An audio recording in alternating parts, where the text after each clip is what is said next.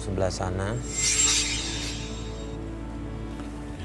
Ini suami Ibu Yuli sama anak Ibu. Dira. Dira, Ibu kangen Dira. Apaan sih? Ya ada siapa sih? Udah jangan sampai Mas duduk dulu aja sebentar ya. Adek duduk dulu sebentar ya. Ayo duduk dulu semua ya. Silakan.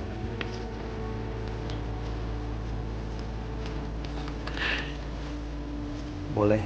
Silakan sini. Oke. Mas, saya Farid. Ya, mohon maaf sebelumnya kita langsung membawa Mas sama anak ke studio karena Bu Yuli udah jauh-jauh hari cerita sama kita dan kita hadirkan di studio. Dia sebenarnya menyesal apa yang ia lakukan kemarin-kemarin itu. Dia menyesal, sekarang dia ingin balik sama keluarga, ingin membina rumah tangga lagi dengan baik. Dan alhamdulillah Pak Ustadz lihat juga sudah hadir di sini, sudah memberikan tausiah kepada Ibu. Kalau menurut saya sih, kenapa enggak Mas coba maafin istri Mas, sama anak juga, dia kangen katanya sama anak.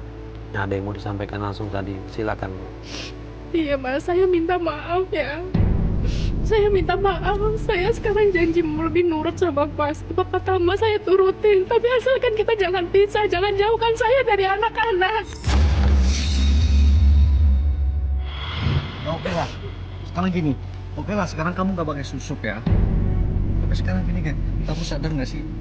Kamu sadar gak? Jujur deh di depan Pak Ustadz nih. Sekarang kamu itu masih ada bayang-bayang lelaki lain yang masih ngejar-ngejar kamu. Kamu jujur aja. Saya jujur Mas, saya jujur.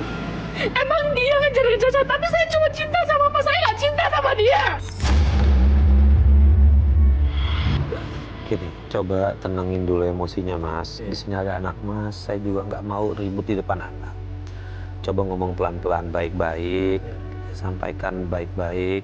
Kalau menurut saya sih dengan hadirnya Ibu Yuli di sini, Pak Ustadz, ya dia udah mau berubah dan tadi menjelaskan dia memang nggak ada hubungan apa-apa. Memang dia mengakui sudah pernah pasang susuk itu dan kemudian sudah dia lepas karena mengikuti maunya Mas ngelepas itu gitu. Setidaknya Ibu Yuli udah mau berubah ya Pak Ustadz. Jadi begini, kalau menurut tuntunan agama begini, saya mohon maaf Pak ya. Jadi sebaiknya ini Bu Yuli ini kan sudah ada itikat baik. Dan tadi juga menyampaikan dan Al-Quran juga menyatakan seorang suami tidak boleh melakukan tuduhan-tuduhan yang tanpa ada bukti. Bukti itu dalam ada saksi, ada yang bisa dilihat dan lain-lainnya. Itulah yang kemudian akhirnya menimbulkan rumah tangga itu memunculkan konflik. Allah menarik rezekinya, Allah mempersulit urusan yang dihadapi baik oleh suami maupun oleh istri dan nanti juga akan anak-anak. Dan yang kedua, ketika ada hamba Allah yang kemudian ingin retak, maka arsy Allah itu goyang. Itu maknanya adalah bahwa rezeki itu makin persulit oleh Allah Subhanahu wa taala kepada pasangan ini. Tapi ketika suami mau menerima, mungkin ada kekhilafan dari istri mau meminta maaf pada suami, kemudian masing-masing mau memberi maaf dan membuka lembaran baru masing-masing demi untuk membina rumah tangga dan anak-anak. Insya Allah, Allah akan membuka jalan kemudahan, Allah akan menurunkan rahmatnya, Allah mudahkan rezekinya, dan Allah akan menjadikan rumah tangga itu menjadi kedepannya menjadi lebih baik, dan anak-anaknya juga menjadi lebih baik. Buka lembaran baru yang berikutnya adalah mendekatlah kepada Allah dengan cara sholat yang tekun, kemudian beribadah pada Allah. Mudah-mudahan Allah menyelimuti rahmat dan rezekinya pada Mbak Yuli dan masa keluarga bersama anak-anak. Tapi menurut saya sudah fatal gitu. Iya. Karena bukti dia pasang susuk itu menurut saya ya, yang lebih tahu mungkin Pak Ustadz. Iya. Yang menurut saya sudah tindakan mendekat ke arah musik, Pak. Nah, tadi sudah kami jelaskan bahwa pasang susu ini adalah jalan yang dibenci, jalan yang tidak disukai, bertentangan dengan tuntunan Islam. Dan Mbak Yuli sudah kita bimbing tadi dan ternyata sudah melepas, dan Mbak Yuli mau kembali kepada jalan yang benar dengan cara apa? Bertaubat. Apa itu taubat? Taubat itu menyesali perbuatan salah, dosa yang pernah dilakukannya. Yang kedua, memohon ampun kepada Allah. Yang ketiga, berjanji tidak mengulangi dari kesalahan tadi. Yang keempat, mengisi hari-harinya dengan kebaikan, mendekatkan diri kepada Allah. Maka Allah menerima taubatnya. Allah beri maaf, maka mari kita lapangkan kemaafan kita. Mudah-mudahan kelapangan maaf kita ini berbanding lurus dengan Allah memberikan rezeki dan kemudahan urusan kita, insya Allah. Amin. Mbak Yuli, tapi Mbak Yuli benar-benar udah ngelepas semua susuknya. Sudah Mbak Yuli ya? Benar ya? Sudah. udah nggak ada lagi. Saya udah nurutin apa kata suami, makanya saya minta tolong mas suami jangan pisahkan saya sama anak-anak. Ya saya juga nggak mau rumah tangga hancur. Adek kenapa tadi nggak mau dipeluk sama ibunya? Kenapa? Karena nggak ngerawat dari kecil.